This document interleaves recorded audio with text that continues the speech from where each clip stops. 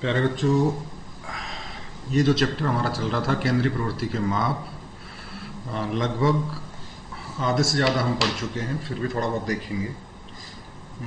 केंद्रीय प्रवृत्ति मतलब सेंट्रल टेंडेंसी के माप जो है, इसमें सामान्यतः 3 प्रवृत्तियां हमारी आती हैं। और 3 प्रवृत्तियों में ज़्यादा कुछ नहीं पढ़ेंगे, थोड़ी थोड़ी डिटेल्स पढ़ेंगे। अभी जितना पढ़ा दिया उसको थोड़ा थोड़ा रिपीट करेंगे हम। देखिए यहाँ पे 3 प्रवृत्तियां हमारी जो हैं, वो 3 प्रवृत्तियों में सबसे पहली जो प्रवृत्ति है जिसको हम कहते हैं, ये देखिए यहाँ पे आप, नंबर 1 समांतर माध्य, नंबर 2 माध्यिका और नंबर 3 बहुलक। ये 3 सामान्यतः केंद्रीय प्रवृत्तियां आती हैं। सबसे जो कॉमन है वो है हमारी समांतर माध्य। समांतर माध्य एक तरह से कह सकते हैं कि जैसे हम 6ठी 7वीं क्लास में पढ़ा करते थे, जिसको कहा करते थे हम औसत, तो औसत जो है वो ही समांतर माध्य है एक तरह से।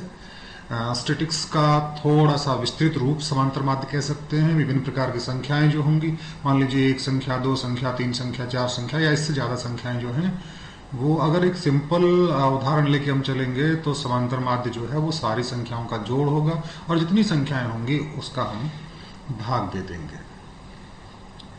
ये इसमें आपको दिखा रखा है, देखिएगा। ये समांतर माध्य है। इसमें एक एग्जाम्पल आपको दिया है कि मान लीजिए एक परिवार में 6 परिवार हैं, उनकी मासिक आय दे रखी है 1600, 1500, 1400, 1525, 1625, 1630। और यहाँ पे जब इनकी औसत आय अगर हम ज्ञात करेंगे या कहें कि हम इनका समांतर माध्य ज्ञात करेंगे, तो समांतर माध्य ज्ञात करने के लिए हमने यहाँ पे देखिएगा ये 1600, 1500, 1400 जो है, 1525, 1625 और 1630, और इनको जोड़ दिया। और चूंकि 6 संख्या है, 6 का भाग दे दिया, तो 6 का भाग देने पर इसमें आ गई हमारी संख्या 1547। कहने का मतलब औसत जो है वो एक परिवार 1547 रुपए जो है वो अर्जित कर रहा है। इसको गणितीय फॉर्मेट में लिखें कि फॉर्मूला के रूप में लिखेंगे, तो मान लीजिए पहली संख्या x1 है, x2 है, x3, x4, xn, तो सबको जोड़ दिया कि x1 प्लस x2, ये वाला जो फॉर्मूला लिखा हुआ आपका यहाँ पे कि x1 plus x2 plus x3 plus xn और बटा n। और जब सबका जोड़ होता है तो स्टैटिक्स में इसको कहते हैं सिग्मा। ये जो लिखा हुआ आपका, ये लिखा हुआ है सिग्मा xi। xi मतलब i का मान जो है 1 to n तक हो सकता है। कितनी संख्याएं, 1 2 3 4 5 6 7। और नीचे जो लिखा हुआ है n, जो लिखा हुआ है वो यहाँ पे संख्या है, कितनी संख्या है वो आपको देखना है यहाँ पे। तो ये आपका फॉर्मूला आ गया, x बार बराबर सिग्मा x बटा n। सिग्मा x जो है आपके विचर हैं और n जो है उनकी संख्याएं हैं। समांतर माध्य का परिकलन कैसे किया जाता है, इनका मान कैसे ज्ञात किया जाता है, ये 2 श्रेणियों के अंतर्गत किया जाता है कि एक तो असमूहित आंकड़ों का समांतर माध्य और एक समूहित आंकड़ों का समांतर माध्य। असमूहित जिनको ग्रुप में हमने बांट नहीं रखा है, उस तरह के आंकड़े जो हैं वो असमूहित होंगे, और समूहित जिनको हमने ग्रुपिंग कर रखी है, यानी समूहों में उसको बांट दिया गया है। असमूहित आंकड़ों के बारे में थोड़ा सा देखें हम कि ये देखिए, ये आपका आ गया असमूहित आंकड़ों की बात आई है यहाँ पे। अब असमूहित आंकड़ों में सबसे पहले है प्रत्यक्ष विधि, डायरेक्ट मेथड इसको हम कह रहे हैं, जो अभी एग्जाम्पल में हमने देखा था। उस एग्जाम्पल में सीधा सीधा एक ही काम करते हैं कि जितनी भी संख्याएं हैं उनको हमने जोड़ दिया। जितनी भी संख्याएं, जैसे यहाँ पे एग्जाम्पल में दे रखा है 40, 50, 55, 78, 58, जो भी है सबको जोड़ दिया। 40, 50, 55, 78, 58 को जोड़ दिया और 5 का भाग दे दिया, तो ये आ गया आपका 56.2। यानी इस अर्थशास्त्र की परीक्षा में, इसमें जो दे रखा है कक्षा में अर्थशास्त्र की परीक्षा में इतने अंक दिए हुए हैं, तो यहाँ के औसत अंक जो है वो 56.2 है। अब थोड़ा सा मैं जल्दी इसलिए कर रहा हूँ कि ये हमने पढ़ा रखा है। अब बात करते हैं हम कल्पित माध्य की सहायता से। कल्पित माध्य जो है वो, कल्पित माध्य में हम पहले से एक माध्य मान लेते हैं, और माध्य मानते किसके हैं ये बड़ा प्रश्न है कि किसको हम संख्याओं में से कल्पित माध्य मानेंगे। तो लगभग एक आइडिया लगा के चले आप, जो मान सबसे बड़ा होता है और लगभग बीच में होता है, उसको हम कल्पित माध्य जो है वो मान लेते हैं। कल्पित माध्य इसलिए कहते हैं कि हम उस माध्य की कल्पना करते हैं।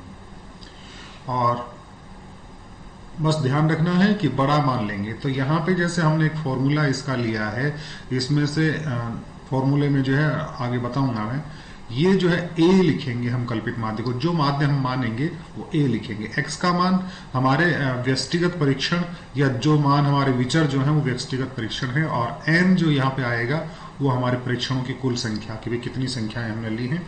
और डी जो है कल्पित माध्य से विचलन। कल्पित माध्य से विचलन का मतलब जैसे मान लो हमारा एक्स है कोई मान, और कल्पित माध्य हमने 5 7 जो भी माना है उसको लिखा एक्स माइनस ए, तो ये x माइनस ए जो है इसको हमने d मान लिया। और उसके बाद में सारे जो विचलन हैं हमारे x माइनस ए उनका जोड़ कर लेते हैं, और जोड़ को हमने बार बार बेटा पढ़ चुके हैं कि सिग्मा d बराबर जो है वो ये इस तरह से हो जाएगा कि सिग्मा x माइनस ए, सिग्मा के फॉर्मेट में इसको जो है हम लिखेंगे। ये इसमें माध्य दे रखा है, एक चित्र के माध्यम से दे रखा है कि ये इसका नंबर जो है वो वेट हो सकता है, हाइट हो सकती है 54 kilo, 77 kilo, 67 kilo, 67 kilo, 46 kg, कद दे रखा, सॉरी 64 इंचेस है, 62, 56, 38, और माध्य जो है वो सिग्मा एक्स बटा एन निकाल के इस तरह से सबको जोड़ दिया, 9 का भाग दे दिया, तो 59 जो है वो इसका माध्य आ गया है। ये क्लियर होगा शायद।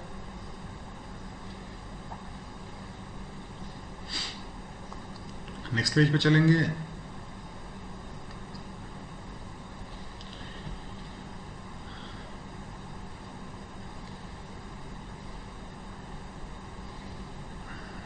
थोड़ा सा एक मिनट ध्यान दो थोड़ा सा।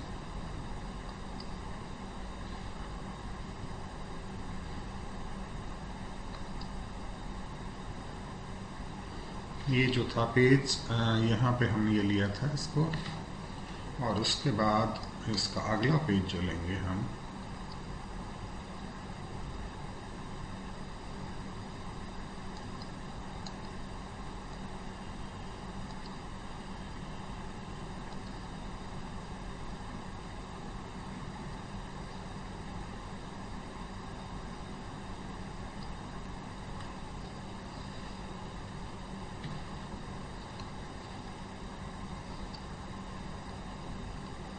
यहाँ पे हमने इसके बाद सिग्मा d बटा n निकाला है, और नेक्स्ट पेज में हम जो लेंगे इसको,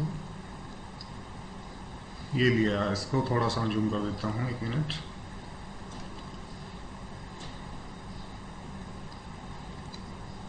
ये देखिए, इसके बाद में a और सिग्मा d बटा n को जोड़ के हमने जो है वो x बार प्राप्त कर लेंगे कि x बार बराबर जब हमारा फॉर्मूला हो जाएगा, वो अगर सिंपल सवालों की बात कर रहे हैं तो इस तरह से हमारा फॉर्मूला हो जाएगा कि x बार बराबर a प्लस सिग्मा d बटा एन। ए यहाँ पे जो है वो कल्पित माध्य, जो माध्य हमने मान लिया था वो है, डी आपका डेविएशन है, विचलन है, और एन जो है यहाँ पे पदों की संख्या है। तो इसके लिए एक फॉर्मूला जो है, इस फॉर्मूले के बेस पे हमने कुछ सवाल, एक आध उदाहरण जो है वो किया है। कि एक उदाहरण इसने बता रखा है कि निम्नलिखित आंकड़ों में 10 परिवारों की साप्ताहिक आय दे रखी है, क्या क्या करके जो है ना परिवार दे दिए, और साप्ताहिक आय दे दी 10 परिवारों की। पहले परिवार की जो है वो 850, 700, 100, 750, 5000, 80, 420, 2500, 400, 360। यहाँ पे बेटा इसने लिख रखी है कल्पित माध्य विधि से समांतर माध्य का अभिकलन। और कल्पित माध्य में भी जो है एक तो सीधी कल्पित माध्य विधि है और एक पद विचलन विधि और है। तो अगर हम कल्पित माध्य की सहायता से ज्ञात करेंगे तो आपको केवल जो है एक बार के लिए ये जो लाइनिंग कर रहा हूं मैं, इससे लेफ्ट का जो पार्ट है इस पे ध्यान दीजिएगा। राइट वाला जो है ये डी डैश हमने निकाल रखा है, ये पद विचलन विधि में काम आएगा कि ये जो है ये आपका काम आएगा। यहाँ पे आय दे रखी है 850, 700, 100, 750, 5000, 80, 420, 250, इस तरह से हमने कर लिया। ये एक्स का मान है। और डी बराबर हमने कहा है यहाँ पे d का मान x माइनस ए होता है। a जो है जो मीन हमने माना था, कल्पित माध्य जो है वो लिया था, वो यहाँ पे सवाल में इसने उदाहरण में 850 लिया है। आप चाहें तो थोड़ा बहुत चेंज कर सकते हैं, आप 5000 ले सकते हैं, लेकिन यहाँ पे 850 लेने का रीजन ये है कि 850 के आसपास की संख्याएं हैं, 850, 700 इस तरह से। बाकी आप 5000 सेंटर वाला है, लेना चाहें ले सकते हैं। अब हमने क्या किया, यहाँ पे x माइनस ए किया है, x माइनस ए किया तो x माइनस 850, 850 में से 850 घटा दिया, यहाँ पे आपका 0 बचा है। यहाँ पे देखिए, और 850 जो है घटाया, 700 में से 850 घटाया, यहाँ पे माइनस आएगा 150, यहाँ पे माइनस 750 आ गया, माइनस 100 आ गया, प्लस का 4150 आ गया, 5000 में से 850 घटाया हमने, 4150 आ गया, 80 में से घटाया ये बच गया, इस तरह से हमने बच गया। और यहाँ पे सिग्मा डी ज्ञात कर लिया। ये वाला जो है वो हमने क्या ज्ञात कर लिया बेटा, सिग्मा डी ज्ञात कर लिया। और सिग्मा डी यानी इन सबका जोड़, माइनस माइनस की संख्याओं को अलग जोड़ लेंगे, प्लस प्लस की संख्याओं को अलग जोड़ लेंगे और उसके बाद उनका डिफरेंस निकालेंगे। तो ये आ गया 2660। और इनका वैसे जोड़ने की जरूरत नहीं है, लेकिन यहाँ पे इसने जोड़ दिया है 11160। और ये जो है पद विचलन विधि करेंगे तो उसके बाद में काम आएंगे। साथ ही बता दूं इसमें पद विचलन विधि में क्या करेंगे, डी डैश बराबर जो है वो आपका डी जो लिया है वो, और उसमें एक महत्तम समापवर्तक भाग दे दिया, यानी एक ऐसी कॉमन संख्या जिसका भाग सब में जा रहा हो। तो ये देखिए 850, 700, या इसमें से देखेंगे 150, 750, तो 10 का भाग सारी संख्याओं में जा रहा। तो यहाँ पे 10 का भाग दे दिया, जीरो में 10 का भाग दिया, जीरो 150 में भाग दिया तो 15 आ गया, माइनस में जो निशान लगा रखे हैं वो माइनस के निशान हम लगा देंगे। इस तरह से हमने दे दिया ये। अब इस सवाल को हम यहाँ पे करेंगे। इसने किया है जैसे सबसे पहली बात, कल्पित माध्य की सहायता से, ये फॉर्मूला हमने पहले लिखा था।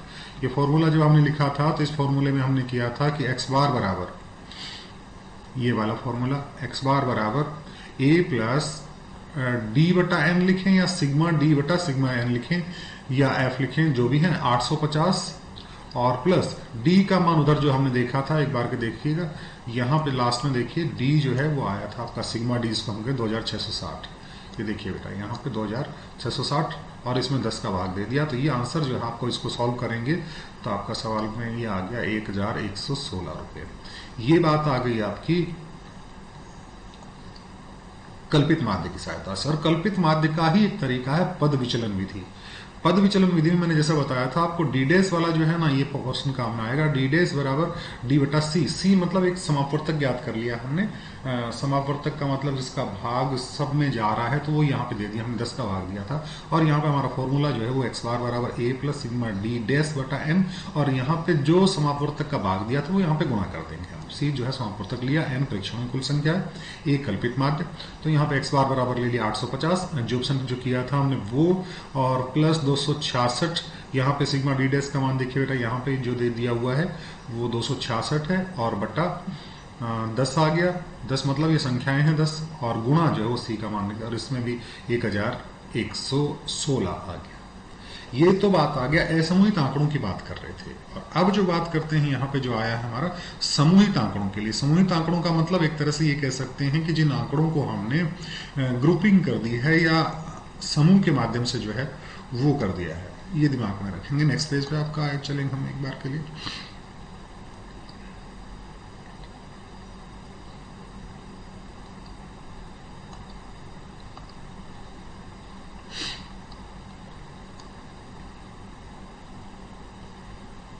समूह में जब करेंगे तो वहां पे हम बारंबारता का मान देखेंगे, क्योंकि समूह का मतलब ही यही है कि वहां पे कुछ ना कुछ आंकड़ों की बारंबारताएं दी गई है।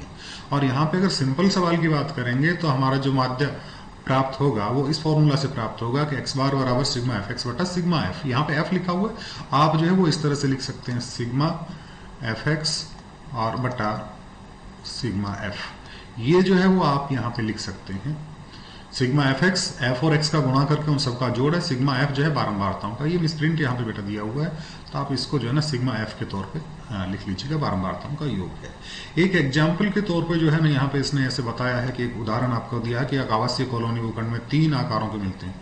यानी कोई आवासीय कॉलोनी है, वहां पे जो है प्लॉट्स मिल रहे हैं 100 वर्ग मीटर के, 200 वर्ग मीटर के और 300 वर्ग मीटर के हैं भूखंड जो है। और उन भूखंडों की संख्या जो है वो 100 वर्ग मीटर वाले 300 भूखंड हैं, 100 वर्ग मीटर वाले 200 भूखंड हैं, 200 वर्ग मीटर वाले 50 भूखंड हैं, और जो है तीसरे प्रकार के जो भूखंड आपके प्राप्त हुए हैं 300 वर्ग मीटर वाले, वो हैं आपके 10 भूखंड हैं। यहाँ पे इनको समांतर माध्य का अभिकलन करेंगे, परिकलन करेंगे, इसको कैलकुलेट करेंगे। तो यहाँ पे इस तरह से लिख लिया हमने 100, 200 और 300। और भूखंडों की संख्या जो है पहले वाले 200 हैं, दूसरे वाले 50 हैं और तीसरे वाले 100 हैं। यहाँ पे एफ एक्स जो है वो इनका गुणा होगा बेटा, एफ एक्स जो है एफ और एक्स का गुणा। यहाँ पे आप देखेंगे कि ये जो है वो 100 और इस 200 को गुणा किया तो हमारा आ गया 20,000। फिर 200 और 50 को गुणा किया, ये आ गया 10,000, और 300 और 10 को गुणा किया तो ये आ गया 3,000। यहाँ पे डीडेस के माध्यम से किया, यानी इसने पद विचलन विधि के माध्यम से कर रहा है, तो आपको इस तरह से x माइनस 200, यहाँ पे कल्पित माध्य जो है वो 200 मान लिया, और इसमें 100 का भाग सब में जा रहा है तो 100 का भाग दे दिया यहाँ पे। तो ये यहाँ पे आपका जो है वो इस तरह से सॉल्व हो गया। और एक पोर्शन और कर सकते हैं इसको, कि यहाँ पे f और डी डैश का गुणा, f जो है वो आपका ये है, डी डैश आपका जो ये है, 200 को -1 से गुणा किया -200, 50 को 0 से किया 0, और 10 को जो है +1 से गुणा किया तो ये 10 आ गया। इनका एफ डी डिस का जोड़ किया हमने, माइनस का 200 है, प्लस का 10 है, 190 आ गया, और एफ एक्स का जोड़ था वो 33,000। हालांकि ये जो है आगे हम पद विचलन विधि से करेंगे तब ये काम आएगा हमारे, अगर सिंपल विधि से करते हैं तो यहाँ तक काम आ जाएगा। यहाँ तक काम आ जाएगा कैसे, कि फॉर्मूला जो होता है वो सिग्मा एक्स की बजाय, या यहाँ पे किताब में कुछ मिसप्रिंट है, थोड़ा सा x बार बराबर जो है वो इस तरह से लिखेंगे हम, सिग्मा एफ एक्स और बटा sigma F. Sigma F x जो है आपका 33,000 आ गया, और सिग्मा एफ जो है 260 आ गया, तो ये आ गया 126.92 जो है वो आपका औसत आकार आ गया बेटा। क्लियर होगी बात। अब दूसरी बात जो है वो कल्पित माध्य की सहायता से, कल्पित माध्य में बिल्कुल वैसे के वैसे ही करेंगे जैसे हमने सीधी बात की थी पहले। यहाँ पे बस दिमाग में रखना है कि एफ से मल्टीप्लाई कर देना, और हमारा नया फॉर्मूला जो है आपने वहां पे देखा होगा कि a प्लस सिग्मा डी बटा एफ आया था, या सिग्मा डी बटा एन आया था, और यहाँ पे जो है वो आ जाएगा आपका कि एक्स बार बराबर ए जो कल्पित माध्य है वो सिग्मा एफ डी और बटा सिग्मा एफ। ये फॉर्मूला आपका लागू हो जाएगा, और इस फॉर्मूले में ए का मान रख दें, सिग्मा एफ डी का मान रख दें, और सिग्मा एफ का मान रख दें। ये आपका जो है वो इस तरह से हो जाएगा। और पद विचलन विधि में भी बिल्कुल वैसे ही करेंगे। पद विचलन विधि में जिसका भाग जा रहा है एक समापवर्तक लेके जो है वो एफ डी डैश ज्ञात कर लेंगे, और आपका ये सवाल जो है हो जाएगा। अब बात करते हैं संतत श्रृंखला की। संतत श्रृंखला में क्या होता है बेटा, बिल्कुल वैसे जैसे आपने ग्रुपिंग में ही देखा था, संतत श्रृंखला लगातार 0 से 10, 10 से 20, 20 से 30, 30 से 40, इस तरह की जो श्रृंखला के जो सवाल हैं वो इसमें हम करेंगे। नेक्स्ट पेज पे चले हम। ये संतत श्रृंखला का जो है वो एक आध उदाहरण आपको बताया जाएगा यहाँ पे इसमें। ये देखिए बेटा, केंद्रीय प्रवर्तिक में आपने अपवर्जीय अंतराल के उदाहरण जो है वो 0 से 10, 10 से 20, और समावेशी अंतराल के उदाहरण जो है, समावेशी अंतराल के उदाहरण आपको कम पूछा जाता है, फिर भी अगर अपवर्जीय अंतराल है तो सीधा सीधा होगा 0 से 10, 10 से 20, यानी जहां पे पहला वर्ग लिया है उसका उच्चतम मान है। जैसे इसका उच्चतम मान जो है वो कितना है बेटा, जैसे इसकी बात करें हम, इसका मैक्सिमम मान कितना है, 10 है, तो ये वाली जो श्रृंखला है इसका मिनिमम मान 10 से होगा, 0 से 10। नेक्स्ट जो स्टार्ट होगा वो 10 से स्टार्ट होगा, 10 से 20, फिर आगे हो सकता है 20 से 30, 30 से 40, और समावेशी अंतराल जो होंगे वो 0 से 9, फिर 9 के बाद में अगली संख्या कौन सी आती है, 10 से 19, फिर अगली संख्या आती है 20 से 29, फिर 30 से 39, इस तरह से आएगा। तो इसका जो है एक उदाहरण जो है वो यहाँ पे दे रखा है। इसमें भी प्रत्यक्ष विधि और पद विचलन विधि का प्रयोग करते हुए हम करेंगे। जैसे ये है 0 से 10, 10 से 20, 20 से 30, 30 से 40, 40 से 50, 50 से 60, 60 से 70, और छात्रों की संख्या 5, 12, 15, 25, इसको जो है ना सारणी के रूप में हमने लिख लिया यहाँ पे कि प्राप्तांक जो है वो 0 से 10, 10 से 20, 20 से 30, 30 से 40, 40 से 50, 50 से 60 और 60 से 70। और यहाँ पे छात्रों की संख्या जो है वो दे रखी है, यहाँ पे 5 दे रखी है, यहाँ पे 12 दे रखी है, यहाँ पे 15 दे रखी है, यहाँ पे 25 दे रखी है, 8 दे रखी है, 3 दे रखी है और 2 दे रखी है। यहाँ पे बस पहले वाले सवाल में और इस सवाल में फर्क इतना करना है, यहाँ पे सीधा मान इसका नहीं रख सकते कि कैसे करेंगे, इसका जो है मध्य मान निकाल लेंगे। 0 और 10 के बीच की संख्या कितनी होगी बेटा, 5। 10 और 20 के बीच की संख्या कितनी होगी, 15 होगी। 20 और 30 के बीच की संख्या कितनी होगी, 25 होगी। इस तरह से 60 और 70 के बीच की संख्या कितनी होगी, 65 होगी। ये आपको ज्ञात करना है। यहाँ पे आप इसको चाहें तो m लिख दें और चाहें तो आप यहाँ पे इसको x भी लिख सकते हैं। ये जो fm लिखा हुआ है आप चाहें तो इसको क्या लिख देंगे, अगर ये x होगा तो ये हो जाएगा आपका fx, और fx का मतलब इस m और इस f या m f और x का गुणा करेंगे। 5 को 5 से किया 25, 12 को 15 से किया 180, 15 को 25 से किया 375, इस तरह से ही कर लिया। फिर इसका जोड़ कर देंगे। ये वाला जो जोड़ आया है वो एक तरह से ये कह सकते हैं कि सिग्मा एफ एक्स, अगर m लिखते हैं तो सिग्मा एफ एम आ जाएगा। ये वाला जो जोड़ है आपका ये है, इसको कहते हैं कैपिटल N या सिग्मा एफ। और कल्पित माध्य की सहायता से और पद विचलन की तरह से करेंगे तो ये डी डैश वाला और आ जाएगा, इसको बाद में देख लेंगे। हम पहले सवाल कर चुके हैं इस तरह के। यानी इस सवाल में और पहले वाले सवाल में फर्क इतना सा है कि बस इसमें मध्य बिंदु ज्ञात कर लेंगे और मध्य बिंदु ज्ञात करने के बाद जो है उसी तरह से सवाल को करेंगे जैसे हमने पहले किया था। जैसे इस सवाल में कर रखे हैं कि जैसे ये आपको फॉर्मूला लगा दिया, एक्स बार बराबर सिग्मा एफ एम बटा सिग्मा एफ। मैं बार बार बता चुका हूं बेटा कि यहाँ पे आप जो है ना, अगर मैंने क्लास में आपको सिग्मा एफ एक्स बताया है तो सिग्मा एफ एक्स आप लिख सकते हैं, किताब में सिग्मा एम लिखा हुआ, कोई बड़ा मैटर नहीं है। ये आपका सिग्मा एफ एक्स जो है वो हो जाएगा बटा सिग्मा एफ। और जब ये उसका जोड़ जो है वो 2110 आ गया था और बटा 70 का भाग दिया तो 30.14 जो है वो इसका मान आ गया। और इसी तरह से आपकी पद विचलन विधि बिल्कुल पहले की तरह से है। और अब समांतर माध्य की दो रोचक व्यवस्था, इनकी विशेषताएं हैं। ये बड़ा इंपॉर्टेंट सवाल बनता है, 1 नंबर का प्रश्न बनता है कि समांतर माध्य से मदों के विचलनों का योग सदा कितना होता है। ये बेटा दिमाग में रखना, बड़ा इंपॉर्टेंट प्रश्न बनता है। 1 नंबर का प्रश्न बनता है कि समांतर माध्य से मदों के विचलनों का योग हमेशा 0 के बराबर होता है और औसत माध्य चरम मूल्यों द्वारा प्रभावित होता है। कोई भी चरम मूल्य किसी भी तरफ औसत माध्य को ऊपर या नीचे धकेल सकता है। चरम मान का मतलब अगर संख्या जैसे आ रही हो कि 5, 10, 15, 20, 25 और इस तरह की संख्याएं, तो उनका माध्य जो है वो इनके करीब करीब आएगा। लेकिन मान लीजिए इनके बीच में एक मान आ गया 150 या कोई एक मान आ गया 500, तो फिर हमारा जो माध्य है उस 500 की तरफ खिसक जाएगा, यानी वो सबसे ज्यादा प्रभावित करता है। दिमाग में रखें कि समांतर माध्य को चरम मूल्य प्रभावित करते हैं। माध्यिका की बात आएगी वहां पे हम कहेंगे कि समांतर माध्य जो है, माध्यिका जो है वो चरम मान से प्रभावित नहीं होती है, लेकिन समांतर माध्य जो है वो चरम मान से प्रभावित होता है। और पहली बात जो थी वो थी कि समांतर माध्य से विचलनों का योग हमेशा कितना होता है बेटा, 0 के बराबर होता है। इस क्लास में इतना ही देखेंगे और अगली क्लास जो है वो थोड़ी देर में हम देखेंगे।